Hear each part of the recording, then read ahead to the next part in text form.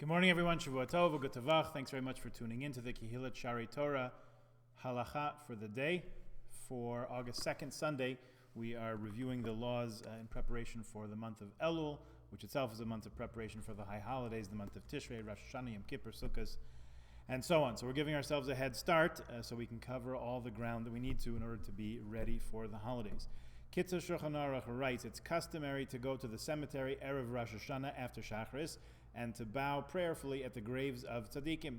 Charity should be given to the poor and fervent supplications offered to arouse the saintly tzaddikim in their eternal resting place to intercede for us on the day of judgment. An additional reason for going to the cemetery is that the place where tzaddikim are buried is sacred and pure, and prayers are more readily accepted when they're offered on sacred ground. And HaKadosh Baruch Hu shows us extra kindness in the merit of the tzaddikim. But it should not be our intention to appeal to the dead who rest there, because that is tantamount to a prohibition of inquiring of the dead, which we're going to see in the Torah reading for a couple weeks from now is forbidden. But rather, we ask HaKadosh Baruch Hu to have mercy on us in the merit of the tzaddikim who rest there.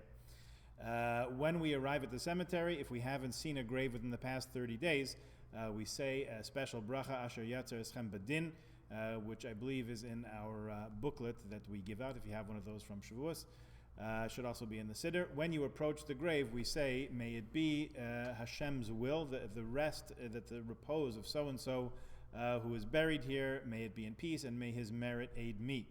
When placing a hand on the grave, we place the left hand, not the right hand, and we recite a verse, Hashem will always guide you and satisfy your soul with splendor, make your bones strong, and will be like a watered garden and a spring of water whose water will not fail. That from the 58th chapter of Isaiah, verse 11. A number of other things to say there, which I believe are in our booklet. On Erev Rosh Hashanah, people fast, or at least they used to fast until Mincha time, at which point they eat something, so they don't come into the Day of Judgment in a state of affliction. If at all possible, best to spend the entire day learning Torah, doing mitzvahs, and in a feeling of tshuva, especially making up with our fellow human being, Jews and non-Jews alike, as we'll see. We should not wait until Yom Kippur, but rather, without delay, we should ask forgiveness of our friends, family, and neighbors already on Erev Rosh Hashanah, so that we can go into the Day of Judgment with as clean a slate as we possibly can manage.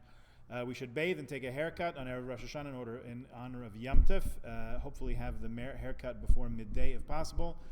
He suggests immersion in a mikveh, and Mishnah Brura says that should be an hour, no less than an hour before midday. We wear our Shabbat clothes on Rosh Hashanah to indicate our trust in the kindness of HaKadosh Baruch Hu, Hashem, to bring forth our judgment as a shining light. It's customary to say Hataras Nedarim, to annul our vows on Erev Rosh Hashanah. You'll find that in the Siddur also, towards the back for Erev Rosh Hashanah. A person who does not understand what he's reciting in Hebrew should say it in the language that we understand, be that English, French, Russian, whatever it happens to be. You can find a Siddur with those words in it. Also, the Machzor usually has those at the very beginning, so you can find it there also. Ideally, what we do is convene a Beit Din of 3, and as they sit, we stand before them and we ask for a release from all of our vows that we may have taken accidentally, not knowing, or even done things that may have indicated that we were taking a vow. It's sort of actually a longer version of Kol Nidre, which we say on Erev Yom Kippur. This one you'll take a look and you'll see that it's quite involved and detailed and very formal in its legal wording. So that is how we prepare ourselves for Rosh Hashanah. So please tune in tomorrow and we'll continue talking about Rosh Hashanah, the New Year's Day itself. Have a good day.